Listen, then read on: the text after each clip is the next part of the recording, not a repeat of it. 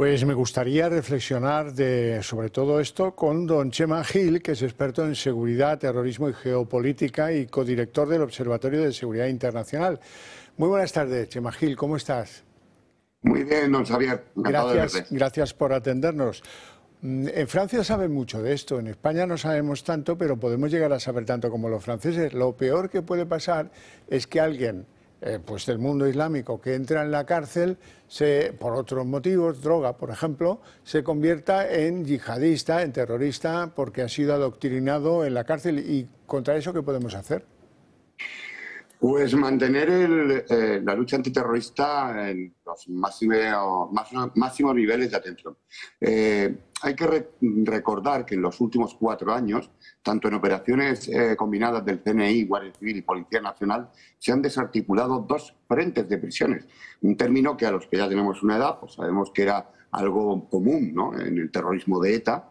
Y bueno, todavía sigue existiendo esos reductos del frente de prisiones de ETA, pero es que el terrorismo yihadista, con individuos que han sido detenidos formando células, incluso muy cercanas a Madrid, donde procuraban entrenamiento incluso para realizar ataques terroristas, han llegado a crear un frente de prisiones. En 2 ocasiones ha sido desmantelado y yo creo que el trabajo de los funcionarios de prisiones, por cierto, que aprovecho para decir que no están ni suficientemente pagados, ni suficientemente reconocidos, igual que ocurre con nuestra Policía Nacional y nuestra Guardia Civil, que siguen sin ser reconocidos, por ejemplo, como profesión de riesgo. Gracias a esas operaciones se han abortado procesos de radicalización, ya no de captación inicial, sino de una radicalización encaminada a la determinación criminal. Y en efecto, el entorno de prisión es un entorno ideal para la captación.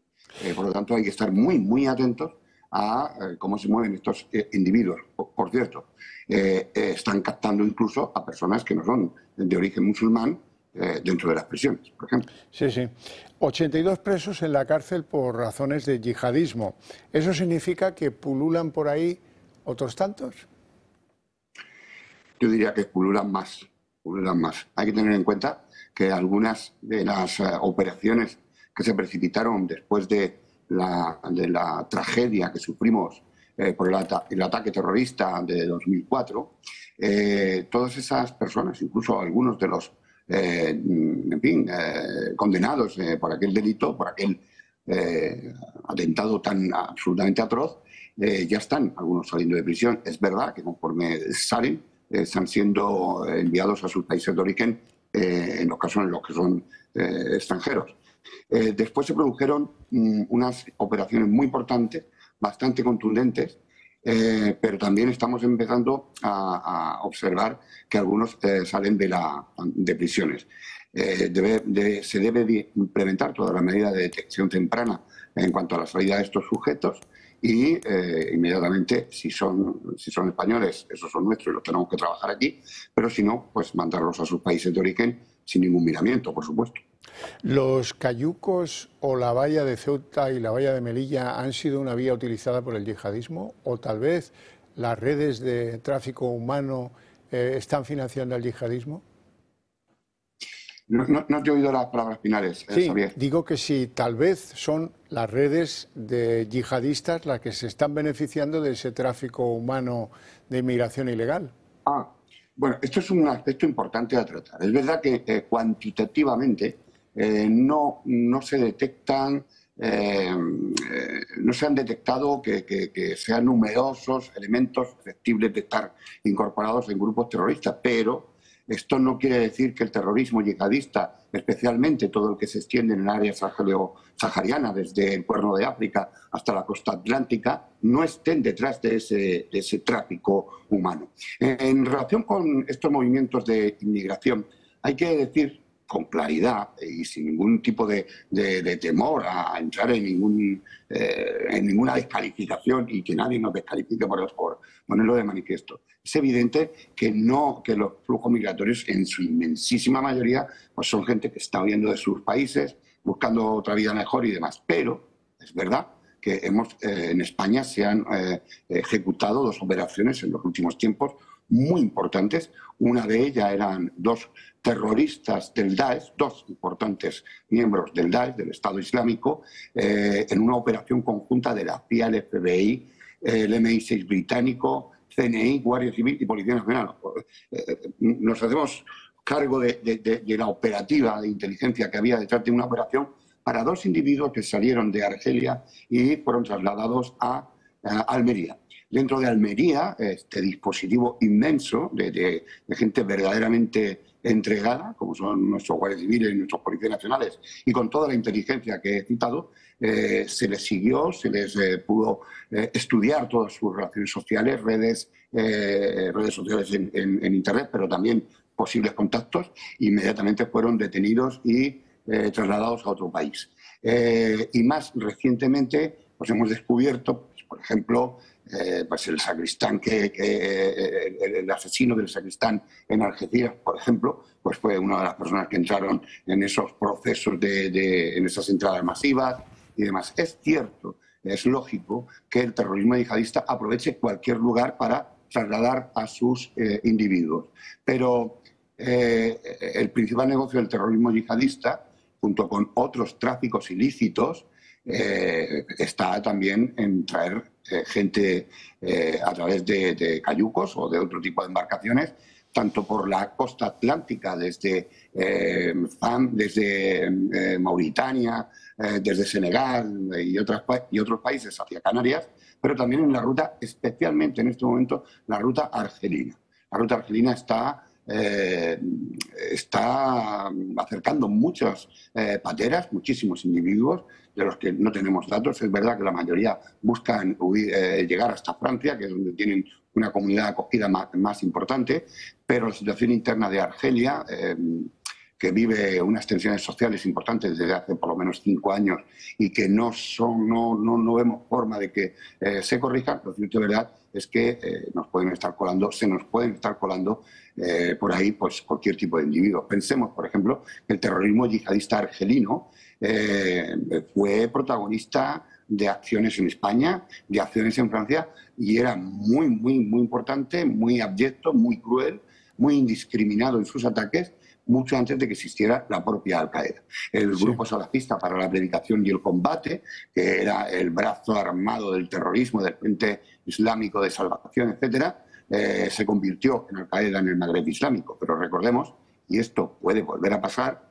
recordemos que después de la década de plomo hay unas elecciones, ganan los yihadistas, gana el Frente Islámico de Salvación, y los militares dieron un golpe de Estado para expulsar de los organismos de poder a esta gente. Lo que ocurre es que la corrupción interna, la poca percepción que tiene el ciudadano argelino una vez sales de las grandes ciudades es como es, de que son conscientes de que tienen un país que exporta gas, de que tiene recursos energéticos que se están vendiendo en el mundo, pero los beneficios no llegan a la población, y estos grupos yihadistas ya sabes que llegan al corazón y a la mente a través del estómago.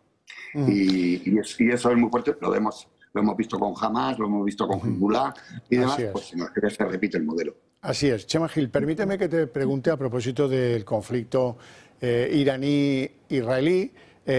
Hoy hemos conocido la petición de Irán a Rusia de que les echen una mano, sobre todo con la tecnología satelital, ¿no? Peligroso.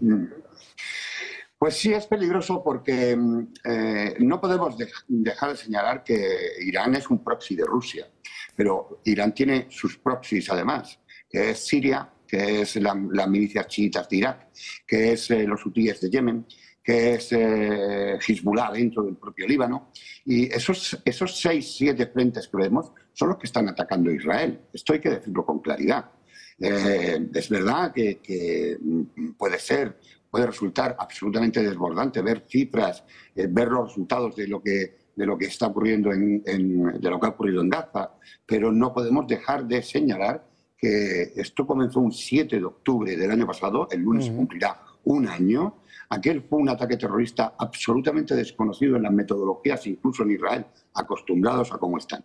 ¿Qué ocurre? Pues que Israel ha mostrado, se ha mostrado, porque lo han tenido que experimentar, la situación de asedio desde prácticamente el año 47, se decide por Naciones Unidas la creación de los dos estados, Palestina e Israel. Israel se dedica durante un año a generar su estado, sus instituciones, y Ben Gurión declara la creación del Estado de Israel en el año 48. Mientras tanto, los países musulmanes en aquella época alrededor de Israel, en vez de ayudar o coadyuvar a generar ese Estado palestino que se reconocía mutuamente, pues dijeron que no, que a los judíos del río al mar, que es lo mismo que dijo, desgraciadamente, nuestra vicepresidenta del gobierno, ¿no? Sí, sí. ¿Qué ocurre? Que Israel ha crecido y ha sabido crear una sociedad con una cultura de la seguridad.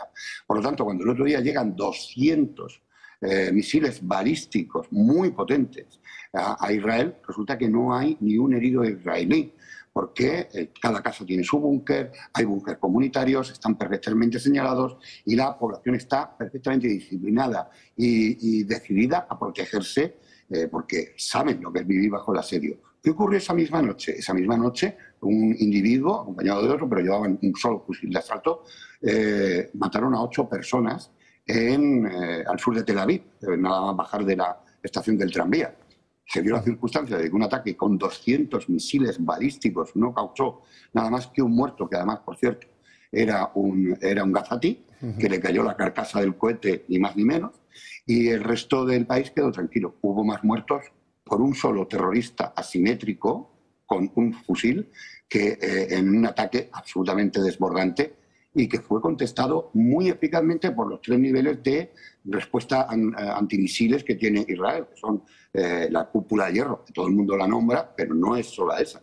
Está la onda de David y están los sistemas Arrow 1 y Arrow 2, que están diseñados precisamente para los diferentes tipos de armamentos y hacia donde se vayan a dirigir.